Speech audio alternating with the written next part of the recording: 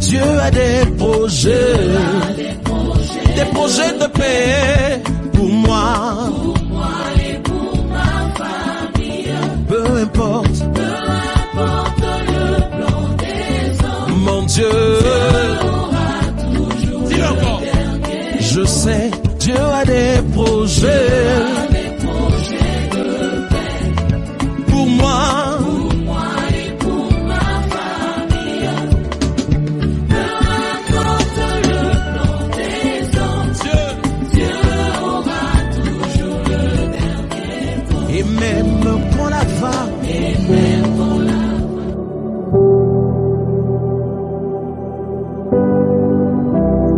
Paix du jour mon frère, paix du jour ma soeur.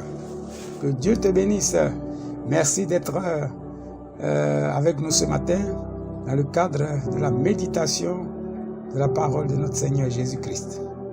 Et ce matin, nous allons méditer 2 Timothée 3, le verset 1 et le verset 2.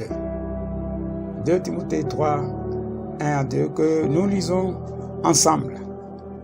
Sache que dans les derniers jours, il y aura des temps difficiles.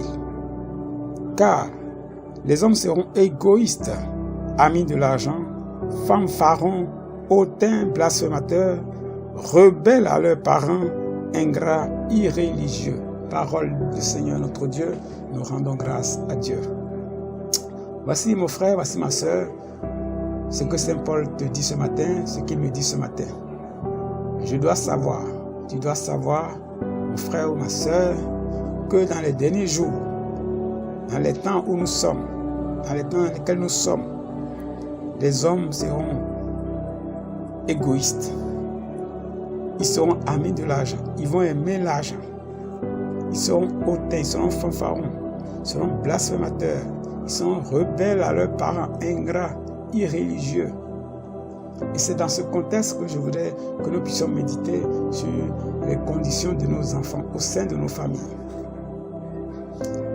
Les conditions de nos enfants, la situation de nos enfants au sein de nos familles. Et dans cet environnement que décrit Saint Paul. Nos enfants vivent dans cet environnement. Ils sont dans cet environnement. Ils sont en contact avec ces personnes dont Saint Paul parle. Ils sont en contact avec ces personnes dont Saint Paul parle.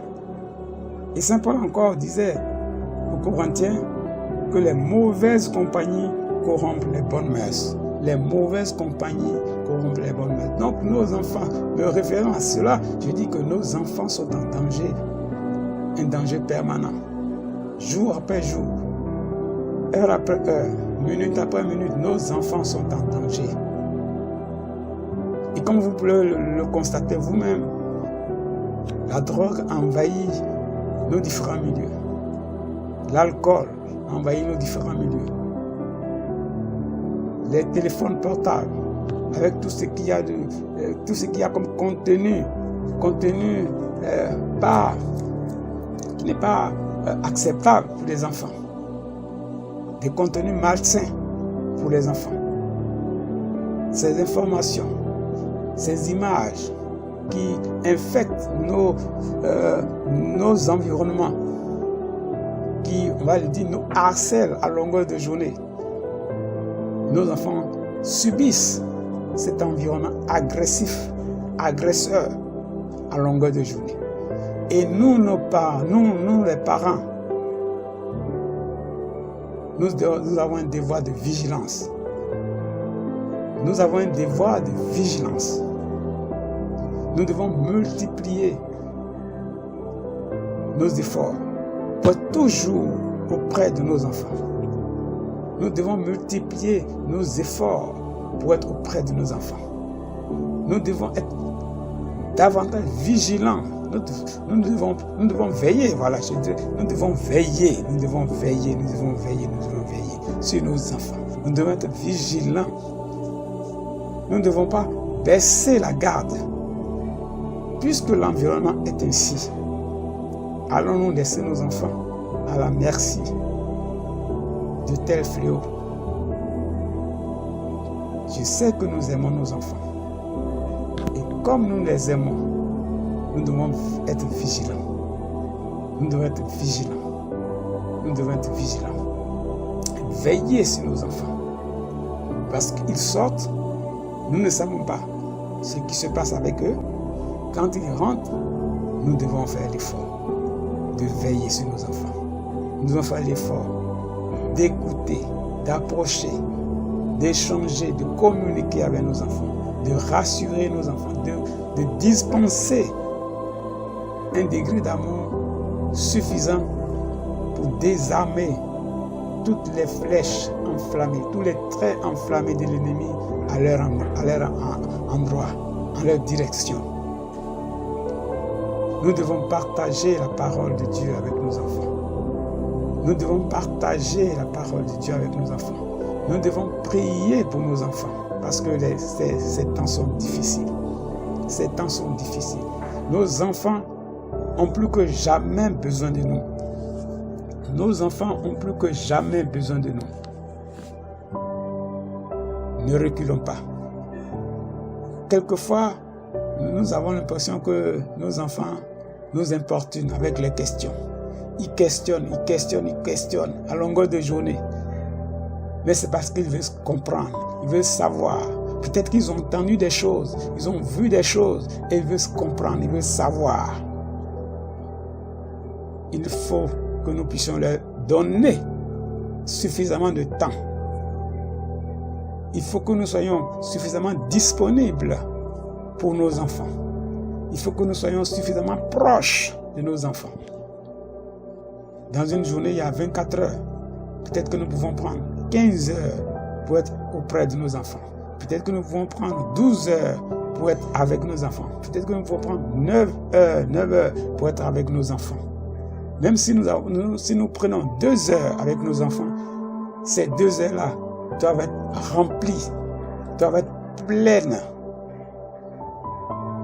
De sorte qu'au sortir de ce moment-là, nos enfants soient rassurés, soient remplis de notre amour, qu'ils soient fortifiés, que la confiance en nous, la confiance en nos enfants et nous soit renforcée chaque jour davantage. Nous devons faire l'effort de veiller, d'être vigilants. Parce que Saint Paul nous dit, les temps sont difficiles. Tout autour de nous, l'ennemi est tout autour de nous. Il rôde à travers toutes ces personnes que Saint Paul est en train de nous présenter. Il rôde à travers toutes ces personnes, cherchant quel enfant dévorer. Cherchant quel enfant dévorer. Même nos milieux religieux, nos communautés religieuses sont infiltrées. Il faut faire attention. Il faut faire attention. Soyons vigilants.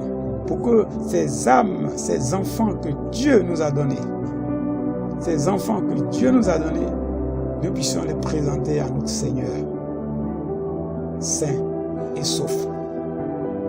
Sainte, saint. Que le Seigneur Jésus puisse nous dire, bon serviteur, parce que nous lui avons ramené ces enfants dans de bonnes conditions, dans de bonnes dispositions. Que ces enfants-là soient des adorateurs de notre Seigneur Jésus-Christ. Frère, ma soeur, c'est ta responsabilité première de faire tout ce qui est à ton pouvoir sans jamais te décourager, sans jamais t'énerver, sans jamais te décourager. Parce que tout cela peut être aussi considéré comme des armes de l'ennemi pour t'éloigner de ton fils, pour t'éloigner de ta fille, mais avec douceur, avec la paix dans le cœur, avec la persévérance, avec l'endurance, avec la grâce de l'Esprit, avec la prière, que nous puissions soutenir nos enfants.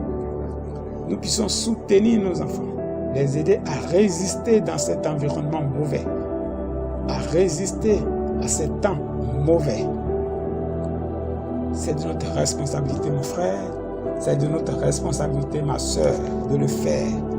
Et Dieu qui voit tes efforts, Dieu qui voit nos efforts, ne nous abandonnera pas.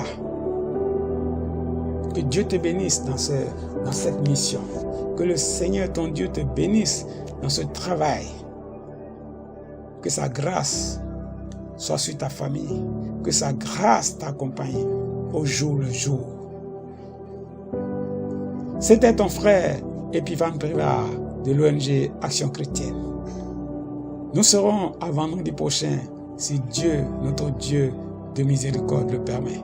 Mais d'ici là, frère, que la grâce du Seigneur te soutienne dans ce travail que tu accomplis auprès de tes enfants. Que la grâce de notre Dieu soit ton partage. Amen, amen, amen.